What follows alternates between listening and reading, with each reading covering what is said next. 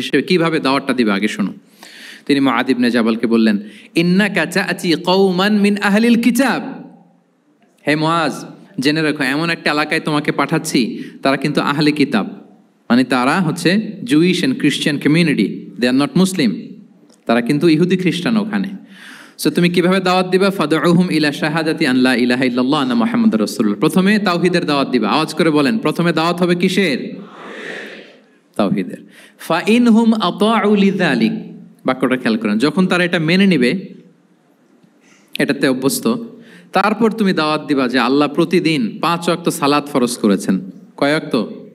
5 ওয়াক্ত সালাত। আচ্ছা, ফাইনহুম আতাউ লিযালিক, যখন তারা 5 ওয়াক্তে সালাতে অভ্যস্ত হবে, তখন বলবা যে আল্লাহ তাআলা ধনীদের উপর যাকাত ফরজ করেছেন। ফাইনহুম আতাউ লিযালিক, যখন ওইটা মানবে, এরপরে বলবা রমজানের রোজা ফরজ করেছেন। সুবহানাল্লাহ, সুবহানাল্লাহ, আল্লাহু আকবার। তাহলে ধাপে ধাপে দেখেন, এই যে টিচিং গাইডলাইন তিনি দিচ্ছেন ওনার ফেলো সাহাবাকে, ফেলো ক্যাম্পেনিয়নকে, যে তুমি